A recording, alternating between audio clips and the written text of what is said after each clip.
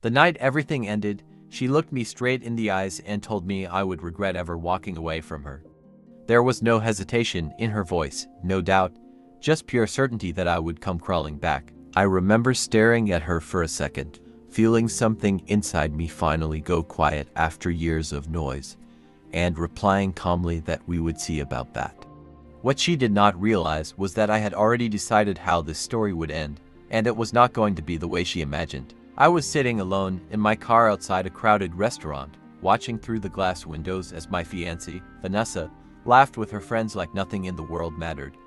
It was supposed to be our anniversary dinner, something I had planned weeks in advance, something I had actually been looking forward to despite everything that had been going wrong between us. She was already more than an hour and a half late, and instead of apologizing or even acknowledging it, she was inside joking about my messages, holding her phone up for her friends to see while they all laughed together. When my phone buzzed again, I picked it up expecting at least a half-hearted apology, but instead I read a message that made my chest tighten. She told me to stop texting because I was acting clingy and that she had already told me she was going out for drinks with her friends. I checked my messages again, scrolling through everything carefully, but there was nothing from her that morning about any plans. It was not just the lie that bothered me, it was how easily she dismissed me, like I was some inconvenience she had to deal with rather than the person she was about to marry. I sat there for another minute, staring at the screen, before finally getting out of the car and walking inside. The moment I approached her table, the energy shifted instantly. The laughter stopped, conversations cut off mid-sentence, and all eyes turned toward me. Vanessa rolled her eyes the second she saw me, as if I had just embarrassed her by existing in the same space. I told her she had missed our anniversary dinner, keeping my voice steady even though my hands were tense at my sides. She brushed it off like it meant nothing, saying we could eat any night and that I was being dramatic. One of her friends made a comment under her breath about me always getting over things, and Vanessa didn't even try to shut it down. Instead, she leaned closer to me and told me I was embarrassing her, that I should just go home and she would deal with me later. That was the moment something shifted permanently inside me. I told her we needed to talk right now, and after a loud sigh and a dramatic look at her friends, she stood up and followed me outside. The second we were alone, she crossed her arms and demanded to know what my problem was, like I had no right to be upset. I told her it was not just about dinner, it was about everything, the constant disrespect, the way she treated me like I did not matter, the way she could laugh about it in front of other people. She responded by calling me sensitive and said this was exactly why she needed space from me sometimes, because I suffocated her. That word stuck with me, suffocated, like I was the problem for expecting basic respect. I told her I was done. I said it clearly, without raising my voice, and for the first time that night, she actually looked surprised. Her expression hardened almost immediately, and she stepped closer, lowering her voice in a way that felt more like a warning than a conversation. She told me I would regret leaving her, that no one else would ever tolerate me the way she did, that I would come back begging and she might not even take me. I looked at her for a moment, taking in the confidence behind her words, and simply said we would see. Then I walked away and left her standing there, not realizing that everything had already been set in motion long before that night. What she did not know was that I had spent weeks preparing for this exact moment. Vanessa had slowly taken over every part of my life, moving into my apartment without ever being officially added to the lease, filling every room with her things while contributing nothing financially because she claimed she was saving for our future. My space had disappeared piece by piece until I barely recognized my own home. At the same time, her behavior had gotten worse, more dismissive, more entitled, more openly disrespectful. I had already accepted a new job in another state, one that paid better and gave me a chance to start fresh.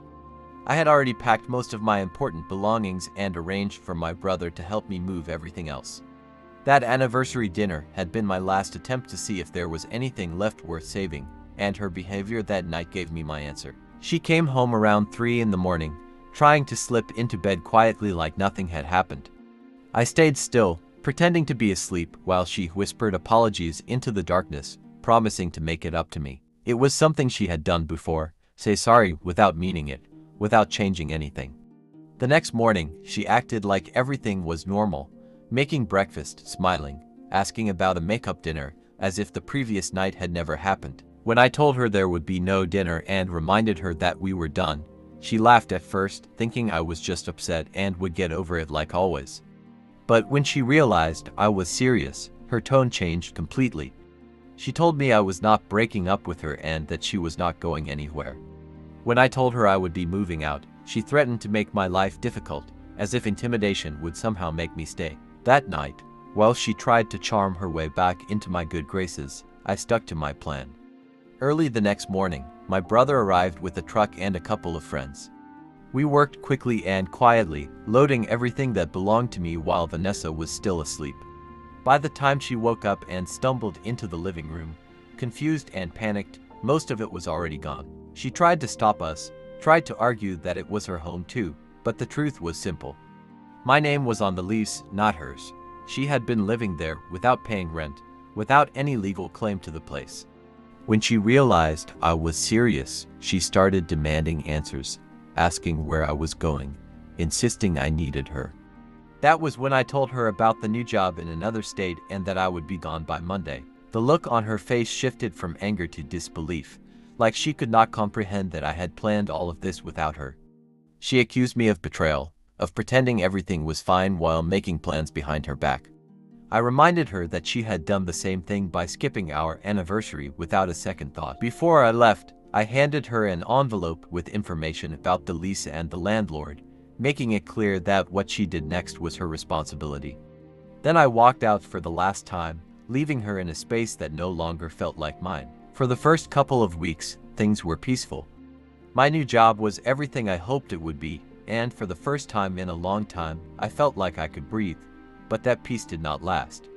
Vanessa started reaching out, first politely, then desperately, and eventually aggressively when she realized I was not responding. She contacted my family, tried to turn mutual friends against me, and even attempted to use my financial information without permission.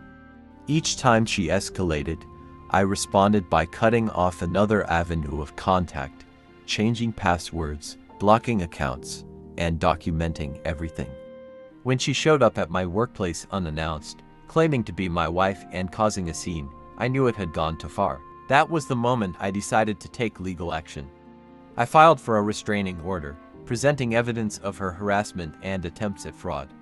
The court granted it quickly, and when she violated it by trying to contact me again through fake accounts, the consequences became real for her in a way they never had before. Meanwhile, her situation started to unravel.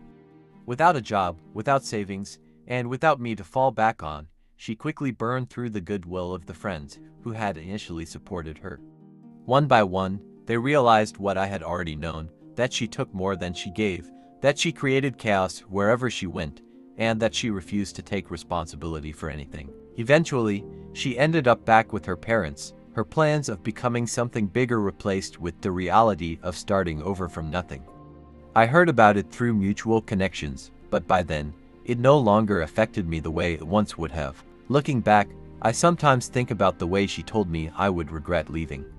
At the time, it sounded like a threat, like a promise of something I would one day feel. But the truth turned out to be much simpler. The only thing I regret is how long it took me to walk away in the first place. Life became quieter after that, but not in a lonely way. It became peaceful, stable, and real. I built new relationships with people who respected me, who showed up when they said they would, who did not treat basic decency like a favor. And in that calm, I realized something important. When someone tells you that you will regret losing them, what they are really revealing is how much they believe you need them to survive. And sometimes, the only way to prove them wrong is to leave and never look back.